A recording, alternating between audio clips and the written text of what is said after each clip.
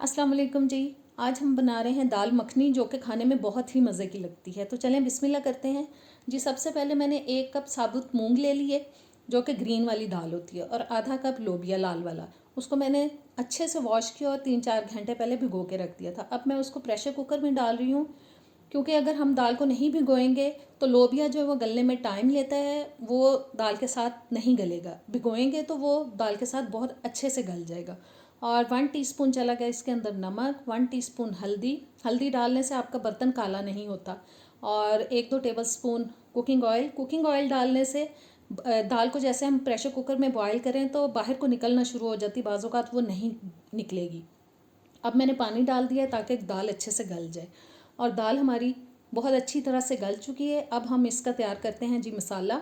मैंने पैन ले लिया, उसमें मैं डाल रही हूँ 3 टेबलस्पून देसी घी।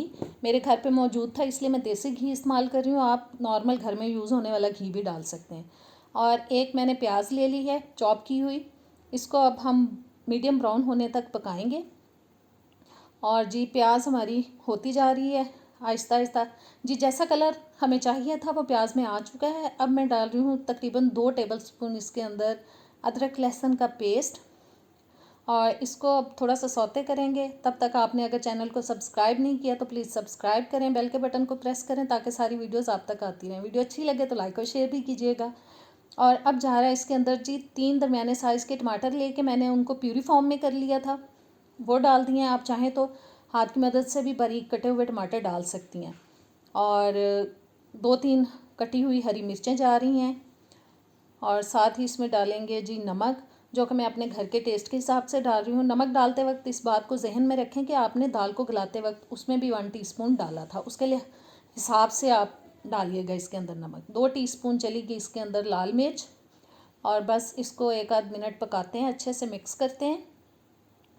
और अब इसको 1-2 मिनट पकाने के बाद मैं शामिल कर दूंगी इसके अंदर तकरीबन 1/4 कप पानी।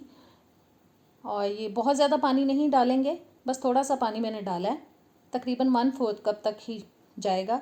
और ऊपर से अब हम इसको कवर कर देंगे, मीडियम टू लो हीट पे हम इसको 4-5 मिनट के लिए पका लेंगे ताकि मसाला अच्छे से बन जाए। और ये हमारा मसाला हो चुका है तैयार।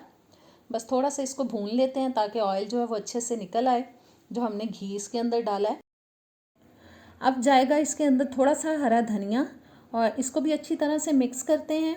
और मिक्स करने के बाद फिर हम इसमें शामिल करेंगे दाल, जो कि ऑलरेडी हम गला चुके हैं।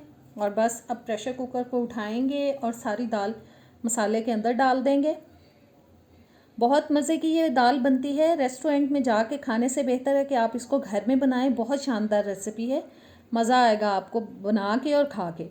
और मिक्स करने के बाद अब हम इसमें डालेंगे जी कुछ स्पाइसेस, जो कि हम इस स्टेज पे शामिल करेंगे। इसमें 1 टीस्पून जाएगा इसके अंदर ज़ीरा पाउडर, 1/2 टीस्पून गरम मसाला पाउडर, और 2 टीस्पून में डाल रही हूँ इसके अंदर सूखा धनिया पाउडर। इनको भी अच्छी तरह से मिक्स करते हैं।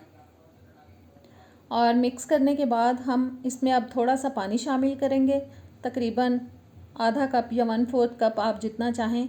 पानी डालने का मकसद ये है कि जो मसाले हमने अब इसमें शामिल किए हैं वो अच्छे से पक जाएं। 3-4 मिनट तक इसको मैं अच्छा सा बॉयल आने तक पकाऊंगी। और देखें दाल बहुत अच्छी तरह से पक रही है, अच्छा बॉयल आ चुका है इसके अंदर। बस 1-2 मिनट हम मज़ीद इसको पकाएंगे, और फिर इसको हम चूल्हे से उतार लेंगे, चूल्हा बंद कर देंगे। और चूल्हा बंद कर दिया है मैंने दाल के नीचे से। अब मैं इसका तड़का तैयार कर रही हूँ। 3 टेबलस्पून मैंने ले लिया है जी बटर।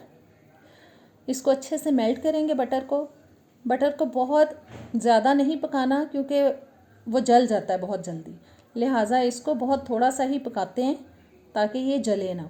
और जी मेल्ट हो चुका है बटर। अब मैं इसमें डाल रही हूँ 1/2 टीस्पून तक लाल मिर्च का पाउडर। और देखें मैंने चूल्हे से थोड़ा सा ऊपर कर लिया है बटर को ताकि वो जल ना जाए। और बस अच्छी तरह से तकरीबन आधा मिनट इसको पकाने के बाद हम इसको शामिल कर देते हैं जी दाल के अंदर।